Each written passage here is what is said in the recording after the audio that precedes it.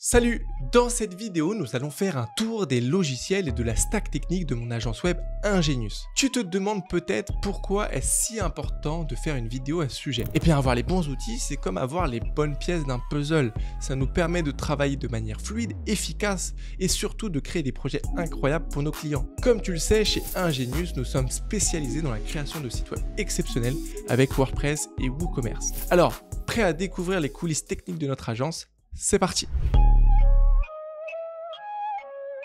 Pour cette première partie, on va se plonger dans un aspect crucial de l'agence, les logiciels qu'on utilise au quotidien pour gérer tout ce qui touche à l'entreprise. Le point crucial de tout business de service est son CRM. J'ai fait pas mal le tour de ce type d'outils et je vais pas te cacher que j'ai jamais réussi à en trouver un qui me convenait parfaitement. On utilise à date celle-ci, il est très complet et parfaitement adapté au marché français. Par contre, il est un peu complexe à utiliser et pas le plus intuitif. Je m'y suis fait, je dirais pas que je suis un grand fan, mais pour en avoir testé plein, c'est je pense celui qui correspond le mieux à Ingenius pour le moment. Nous avons de nombreux clients qui utilisent également celle-ci. D'ailleurs, nous avons créé des connecteurs avec WooCommerce pour faciliter l'intégration. Pour l'organisation, on utilise Notion. Quand Notion est arrivé sur le marché, il a carrément révolutionné la manière d'organiser l'entreprise. Avec son système de base de données et son interface très simple à prendre en main, il est vraiment top pour organiser ton entreprise. Même si parfois je le trouve un peu lent, la flexibilité qu'il offre est juste incroyable. C'est un logiciel que j'estime être easy to learn et hard to master. Aussi, ce qui est dommage, c'est qu'il ne soit pas open source. D'ailleurs, si tu as des recommandations sur ce type de logiciel open source en commentaire, je suis preneur. Pour la communication interne, on a choisi Mattermost. On l'a préféré à Slack car il est open source et vraiment plus rapide et léger. Et puis, selon moi, c'est toujours mieux de soutenir les projets open source. Pour la communication externe, on utilise Teams. Pas du tout mon logiciel préféré, mais les gros groupes n'ont que ça. Donc pas le choix vu qu'on bosse avec des grosses boîtes comme le groupe Omnes. On utilise aussi Ringover pour gérer les appels clients. Pour la gestion des ressources humaines et des payes, on utilise Payfit. Cet outil nous permet de gérer les salaires, les congés et plein d'autres aspects RH en toute simplicité. C'est un vrai gain de temps et ça évite les maux de tête. Côté comptabilité, on utilise Pennylane. Ce qui est génial avec cet outil, c'est qu'il peut se connecter à quasiment tout. Il lui manque encore quelques fonctionnalités, mais il évolue constamment et on l'adore pour le gain de temps qu'il nous fait gagner. Pour les services bancaires, on est sur Conto pour tout ce qui est en ligne et la BNP, notre banque physique. C'est important d'avoir une banque physique à côté car en cas de souci avec ta banque en ligne, comment dire, bon courage à toi. J'ai connu des entrepreneurs se faisant fermer leur compte en banque du jour au lendemain et moi-même, par exemple, j'ai eu un contrôle d'une opération un 24 décembre. Bref, les banques en ligne, c'est pratique, mais c'est pas des vraies banques. Évidemment, on utilise aussi la suite Office, Word, Excel, PowerPoint, tout ça.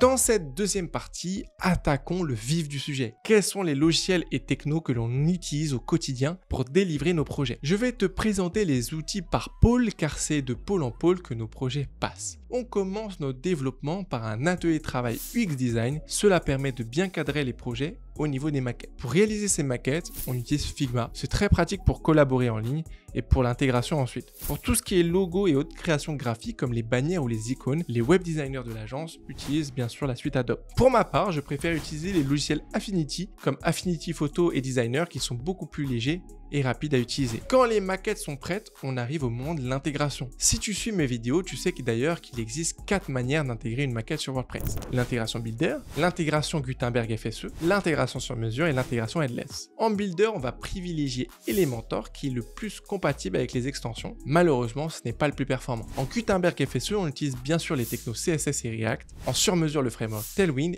et en Headless le framework Next.js. Côté développement web et extension, on utilise bien entendu PHP, étant donné que WordPress est basé dessus. Les développeurs, eux, utilisent VS Code pour coder et GitHub pour le déploiement. Quand ton site est enfin développé, il faut le faire tourner et pour le faire fonctionner correctement, il faut avoir des serveurs performants et optimisés. Pour ça, on va utiliser le top du top de l'hébergement WordPress. Redis pour le cache objet, PHP 8.1 actuellement, pas encore 8.2 parce que c'est pas encore assez compatible. Cloudflare Pro pour la sécurité et la redondance. D'ailleurs, si tu souhaites en savoir plus, j'ai tourné une vidéo complète sur les hébergements WordPress qui s'affichera juste ici. Pour gérer tous nos sites, on utilise pour le moment ManageWP. Je dis pour le moment car je suis ouvert à changer et de nombreux outils sont apparus comme nos amis français de WP Umbrella. Chez Ingenius, on s'occupe également de tout le système de délivrabilité d'emails de nos clients. Pour ça, on a 2 systèmes pour la redondance, Mailgun et Brevo. Pour ça que les emails de nos clients arrivent toujours à destination.